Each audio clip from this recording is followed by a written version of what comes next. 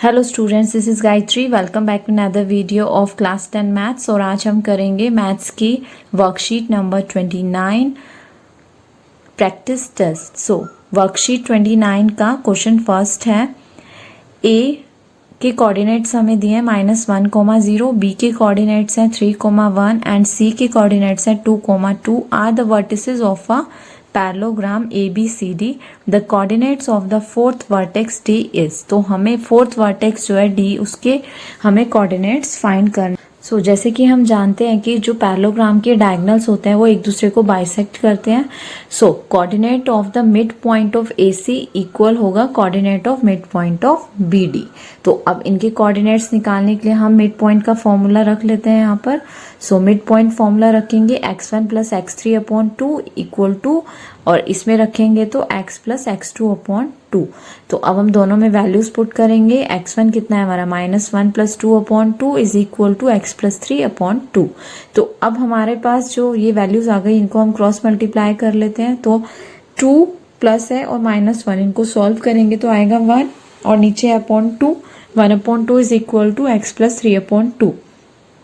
Cross multiply करेंगे तो हमारे पास आ जाएगा 2x प्लस 3, 2 इधर मल्टीप्लाई में आ जाएगा पूरे ब्रैकेट के साथ में, इज इक्वल टू 2 1 जा 2।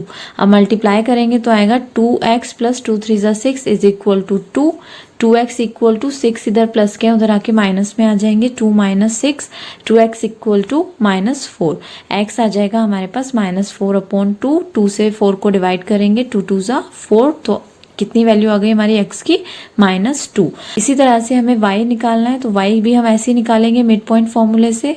तो अब यहाँ पर हमारी वैल्यूज क्या हो जाएंगी, y कितना है हमारा 0 प्लस 2/2 यानी y1 plus y3/2। 0 plus 2/2 is equal to y plus y2/2। तो y2 हमारा कितना है 1 है, और उधर जो d के कोऑर्डिनेट्स में y था वो हमें गिवन नहीं है, उसको हमने y रख लिया, तो ये हो गया y प्लस 1/2।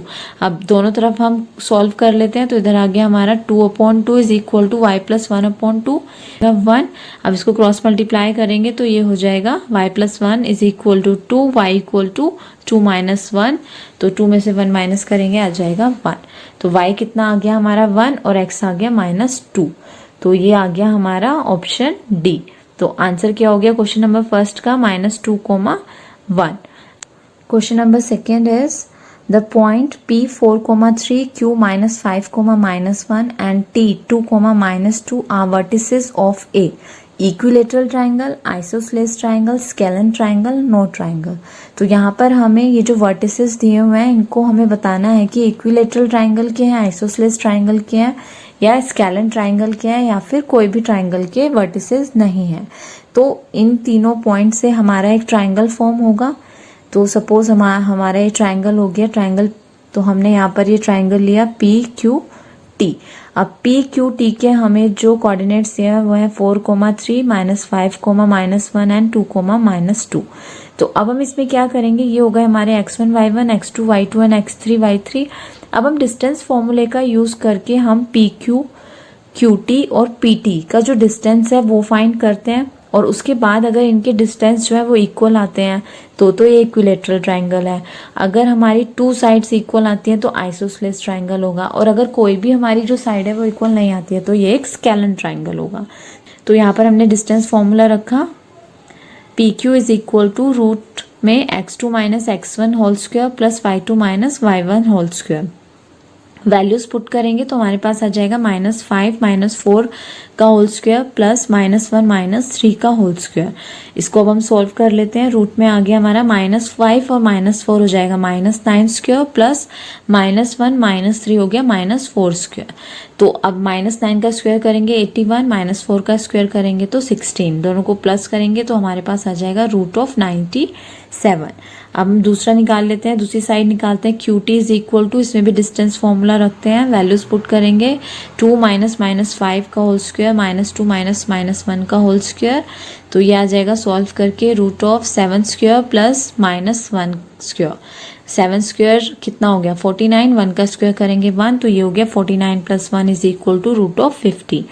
अब PT भी निकाल लेते हैं, डिस्टेंस फॉर्मूले में वैल्यूज पुट करते हैं। 2 - 4 का होल स्क्वायर प्लस -2 - 3 का होल स्क्वायर तो ये आ गया -2 का स्क्वायर प्लस -5 स्क्वायर और 2 2 ज़ा 4, 5 5 ज़ा 25, तो 25 प्लस 4 हो गए 29। तो अब जैसे कि हम देख सकते हैं कि P Q Q T P T ये जो तीनों की वैल्यूज आई हैं डिफरेंट डिफरेंट है, यानी P Q not equal to Q T not equal to P T. तो ये जो ट्राइंगल हो गया ये कैसा ट्राइंगल हो गया, एक स्केलन ट्राइंगल हो गया। Question number 3 is the distance between the points a, 2a and -a, a is। तो यहाँ पर हमें दो पॉइंट्स दिए हुए हैं a, 2a and -a, a और इनके बीच का जो डिस्टेंस है वो हमें फाइंड करना है। तो हम मान लेते हैं कोई हमारा 2 पॉइंट्स हैं a, 2a और -a, a और इनको हमने ले लिया a एंड b। तो अब हमें a b के बीच का जो डिस्टेंस है वो फाइंड करना है। तो हम a b में डिस्टेंस फॉर्मूला लगाएंगे x2 - x1 का whole square plus y2 - y1 का होल स्क्वायर रूट में। अब ये आ गया हमारा x2 कितना है -a का whole square plus a - 2a का होल स्क्वायर। तो ये आ गया माइनस माइनस प्लस हो जाएंगे, तो -2a square plus -a square. तो 2a स्क्वायर करेंगे तो 4a square plus a square is equal to √5a square. तो अब a जो है वो हमारा रूट से बाहर आ गया, तो हमारा आंसर कितना आ गया √5a यूनिट। अब क्वेश्चन नंबर 4 है हमारा which of the following, question number 4 is which of the following figure shows collinear points. अब यहाँ पर ये जो हमें 4 फिगर दिए हैं इनमें हमें बताना है कौन से फिगर में जो पॉइंट्स है वो हमें कोलिनियर पॉइंट्स मिलेंगे, यानी कि एक ही लाइन में पॉइंट्स हैं। तो जैसा कि हम क्लियरली देख सकते हैं यहाँ पर हमें ए बी सी, अगर इन तीनों पॉइंट्स को हम ज्वाइन करते हैं तो ये एक कोलिनियर पॉइंट्स नहीं है, ये एक स्ट्रेट लाइन नहीं फॉर्म करते हैं। तो फर्स्ट वाला फिगर हमारा कोलिनियर पॉइंट्स का नहीं है। इसी तरह से सेकेंड फिगर में भी हमारे कोलिनियर पॉइंट्स नहीं हैं अगर हम इन तीनों पॉइंट्स को ज्वाइन करते हैं।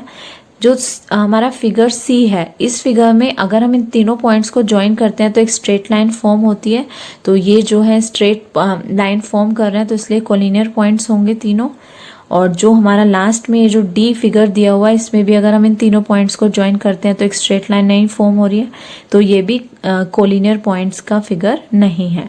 तो यानी कि हमारा आंसर क्या है C. Fifth is the point y which divides the line segment joining the point w -5,4 and z 7,1 in the ratio 1:2 lies in quadrant second, quadrant first, quadrant fourth and quadrant third. तो हमें यहाँ पर एक line दिया हुआ है W और Z, line segment है, उसके हमें जो एंड पॉइंट्स हैं उनके कोऑर्डिनेट्स दिए हुए हैं -5,4 एंड 7,1 और इसी लाइन पर एक पॉइंट है Y जो उसको 1:2 में डिवाइड करता है। तो जो Y के कोऑर्डिनेट्स हैं वो हमें बताने हैं कि वो कौन से क्वाड्रेंट में लाई करेंगे। तो सबसे पहले हमें पता होना चाहिए कि Y के कोऑर्डिनेट्स क्या हैं। तो यहाँ पर हम सेक्शन फॉर्मूला रख के y के कोऑर्डिनेट्स फाइंड कर लेते हैं।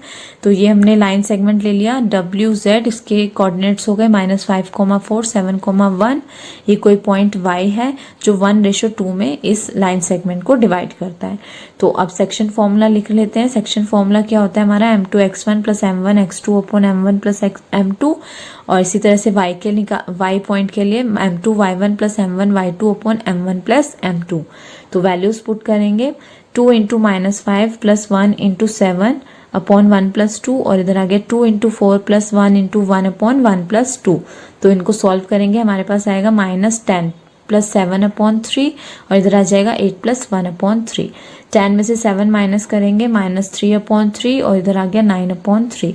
दोनों को डिवाइड करेंगे तो ये आ गया -1,3। तो y के कोऑर्डिनेट्स क्या हो गए -1,3। ग्राफ में देखते हैं कि जो हमारा फर्स्ट क्वाड्रेंट होता है उसमें x और y क्या होते हैं, दोनों प्लस में होते हैं। सेकेंड क्वाड्रेंट में x जो होता है वो माइनस में होता है, y प्लस में होता है।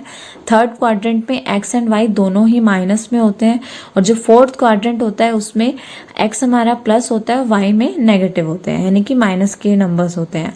तो अब जो हमारा आंसर आया है वो है -1,3, यानी x है हमारा नेगेटिव और y है हमारा पॉजिटिव। तो x नेगेटिव और y पॉजिटिव का मतलब वो कौन से क्वाड्रेंट में लाई करेगा, वो सेकंड क्वाड्रेंट में लाई करेगा। तो हमारा आंसर क्या हो गया फिफ्थ का quadrant second. Sixth question is in the given figure AC is the diagonal of the square ABCD, the coordinates of the other 2 points are B and C। तो इसमें सो क्वेश्चन नंबर 6 में हमें AC जो है वो एक diagonal दिया हुआ है ABCD स्क्वायर का। तो यहाँ पर जो अगर ABCD स्क्वायर बनेगा और AC उसका डायगोनल है तो B पॉइंट कहाँ पर होगा? B पॉइंट अगर हम ग्राफ में देखते हैं तो यहाँ पर होगा। तो ये हो गया हमारा B पॉइंट और इधर हो गया हमारा D पॉइंट। तो B के कोऑर्डिनेट्स क्या होंगे यहाँ पर? B अगर हम नीचे से देखते हैं लाइन पे तो B x जो है वो कितना है B के लिए 4 और y कितना है 4। तो b के कोऑर्डिनेट्स क्या हो गए हमारे 4,4 और d जो है वो हमारा ओरिजिन पे लाई कर रहा है तो d के कोऑर्डिनेट्स क्या होंगे 0,0। अब question number 7 is find a relation between x and y so that the point x, y is equi distance from the point -4, -4 and -2,4। यहाँ पर हमें x और y के बीच में एक रिलेशन फाइंड करना है x एंड y के लिए और हमें जो पॉइंट्स हैं वो दिए हुए -4, -4 एंड -2,4 और इनके बीच में कोई एक और पॉइंट है जो इन दोनों पॉइंट से सेम डिस्टेंस पे है। सपोज हमने यहाँ पर इस तरह से ये 3 पॉइंट्स ले लिए A, B एंड C और C जो है वो A से और B से सेम डिस्टेंस पे यानी इक्वी डिस्टेंस है। AC जो है वो BC के इक्वल है। तो अब हमें क्या करना है? हमें एक्स वाई के फॉर्म में एक रिलेशन यहाँ पर फाइंड करना है। तो हम क्या करते हैं AC इक्वल टू BC हमें दिया हुआ है, हम AC और BC दोनों में डिस्टेंस फॉर्मूला रख लेते हैं। तो यहाँ पर डिस्टेंस फॉर्मूला पुट करेंगे क्योंकि अब C के कोऑर्डिनेट्स हमें नहीं दिए हुए हैं तो हमने इनको क्या मान लिया x, y ले लिया है। अब इसमें हम वैल्यूज पुट करेंगे तो क्या आ जाएगा हमारा x -4 का होल स्क्वायर प्लस y -4 का होल स्क्वायर और इधर भी हम डिस्टेंस फॉर्मूला रखेंगे BC में भी तो आएगा -2 x का होल स्क्वायर प्लस 4 y का होल स्क्वायर। अब हम क्या करते हैं स्क्वायरिंग, इसका रूट हटाने के लिए स्क्वायरिंग कर देते हैं दोनों तरफ। तो स्क्वायरिंग बोथ साइड, तो रूट से हमारा जो स्क्वायर है वो कैंसिल हो जाएगा। तो हमारे पास क्या आ जाएगा यहाँ पे x plus 4 square plus y plus 4 square और इधर आ जाएगा -2 x का होल स्क्वायर प्लस 4 y का होल स्क्वायर। अब इनमें हम जो हमने आइडेंटिटीज पढ़ी हुई हैं x प्लस y का होल स्क्वायर और x माइनस y का होल स्क्वायर उसका फॉर्मूला लगा देते हैं। तो x प्लस 4 स्क्वायर में हम फॉर्मूला लगाएंगे तो हमारे पास आएगा x स्क्वायर प्लस 4 का स्क्वायर करेंगे 16 प्लस फॉर्मूले में क्या होता है 2xy तो ये हो जाएगा 2 4 सा 8x प्लस इसी तरह से y प्लस 4 का होल स्क्वायर में हम फॉर्मूला लगा के खोलेंगे तो हमारे पास आ जाएगा y square plus 16 plus 8y। इधर भी हम इसी तरह से फॉर्मूला लगाएंगे तो हमारे पास आएगा 4 plus x square plus 4x plus 16 plus y square minus 8y। अब हम जो x वाली, अब हम इसमें देख सकते हैं कि x स्क्वायर से x स्क्वायर कैंसिल हो गया, प्लस 16 से प्लस 16 कैंसिल हो गया और y स्क्वायर से y स्क्वायर कैंसिल हो गया। तो हमारे पास क्या रह गया 8x माइनस x वाली टर्म्स को एक तरफ रख लेते हैं 8x, अब ये 4x इधर आ गया -4x plus 8y minus 8y इधर आके plus 8y is equal to 4। ये 16 को हम इधर ले